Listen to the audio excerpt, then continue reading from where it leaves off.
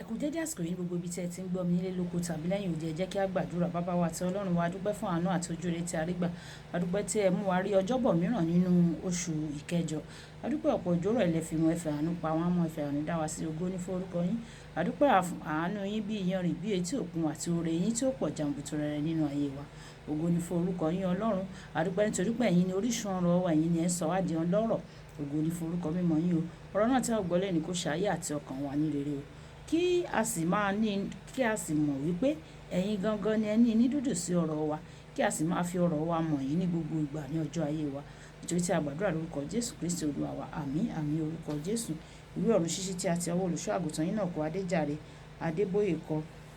Àkòrí tí a ó gbéyẹ̀wò sọ wípé Ọlọ́run ní inú dídùn sí ìṣerere wa.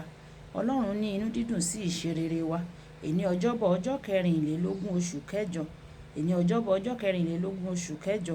Àkòrí tí a ó gbéyẹ̀wò sọ wípé ìwé òfin yìí kò gbọdọ̀ kúrò ní ẹnu rẹ, ṣùgbọ́n ìwọ yóò máa ṣe àṣàrò nínú rẹ̀ ní ọ̀sán àti ní òru, kí ìwọ kí o lè kíyèsí àti ṣe bẹ́ẹ̀ gẹ́gẹ́ bí gbogbo èyí tí a kọ sínú rẹ̀.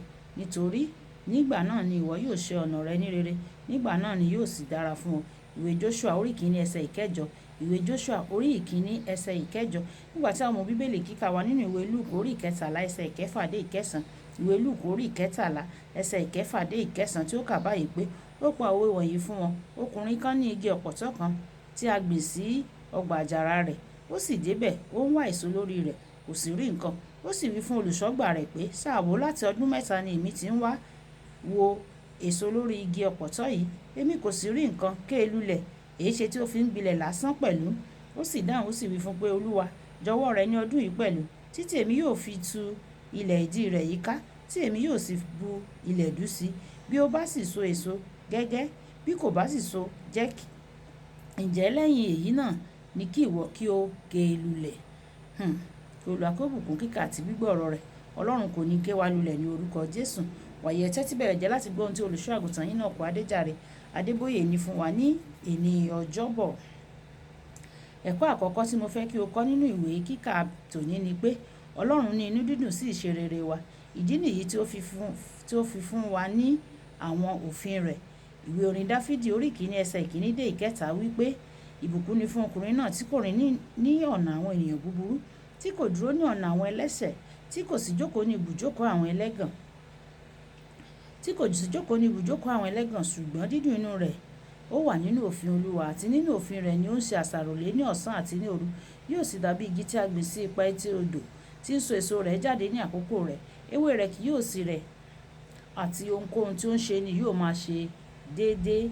Bí a ṣe ń tẹ̀síwájú nínú ìdajì ọdún yìí, a ní láti kíyèsí àwọn ohun tí yóò ran gbogbo ìṣerere wa lọ́wọ́. Àwọn ènìyàn kan máa ń túmọ̀ rẹ̀ sí òdì, tàbí wọn kò tilẹ̀ mọ ìdí tí ọkùnrin ọlọ́rọ̀ nínú ìwé Lúùkù orí ìkejìlá ẹsẹ̀ ìkẹrìndínlógún títí dé ẹsẹ̀ ìkọkànlélógún fi kú ní ọ̀nà tí ó gbà kú ní ìgbà tí ó dé téńté ìṣerere rẹ̀. Ìdí ni pé kò dá Ọlọ́run mọ̀ gẹ́gẹ́ bí orísun ọrọ̀ rẹ̀. Ó tún sì ń jinlẹ̀ jù nínú kíkó ọrọ̀ jọ, tí kò tilẹ̀ mọ̀ pé àkókò òun ti tó. Nítorí náà kò gbáradì fún ayérayé. Ìwé Lúùkù orí ìkẹrìndínlógún ẹsẹ̀ ìkọkànlélógún.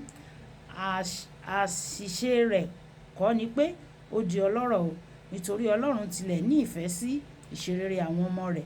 Bíbélì sọ nínú ìwé Jòhánù kẹta orí ìkejì, "Olùfẹ́, èmi gbàdúrà pé nínú ohun gbogbo kí o lè máa dára fún ọ, kí o sì máa wà ní ìlera, àní bí ó ti dára fún ọkàn rẹ." Bíbélì sọ síwájú sí pé Ọlọ́run fúnni ní agbára láti ní ọrọ̀. Ìwé Dìtàlórómì orí ìkẹjọ ẹsẹ̀ ìkejìdínlógún. Ìjọ náà pẹ̀lú ó yẹ kí o ṣe rere ní gbogbo ọ̀nà rẹ o. Fún àpẹẹrẹ, ìwé Lúùkù orí ìkejìlá ẹsẹ̀ ìkíní, ó júwe àwọn olùgbọ́ Jésù gẹ́gẹ́ bí àìníye ìjọ ènìyàn, èyí tí ó ṣe àfihàn ìdàgbàsókè ńlá nínú iṣẹ́ ìránṣẹ́ rẹ̀. Ìwé Sàkáráyà orí ìkíní ẹsẹ̀ ìkẹtàdínlógún náà wípé, "A ó máa fi ire kún ìlú ńlá mi tí ń bẹ síbẹ̀. A ó máa fi ire kún ìlú ńlá mi tí ń bẹ síbẹ̀." Bíbélì ẹ̀wẹ̀ náà wípé àlàáfíà àwọn ẹlẹ́ṣọ̀ yóò pọ̀. Bíbélì wípé àlàáfíà àwọn ẹlẹ́ṣẹ̀ ni yóò pa wọ́n run. Ìwé Òwe orí ìkíní ẹsẹ̀ ìkejìléníọgbọ̀n. Ṣọ́ra fún àìwà bí Ọlọ́run láti ní ọrọ̀ kí o lè máa yẹra fún àwọn ìbìnújẹ́ tí ó máa ń wá pẹ̀lú ọrọ̀ tí a fi ọ̀nà búburú kó jọ.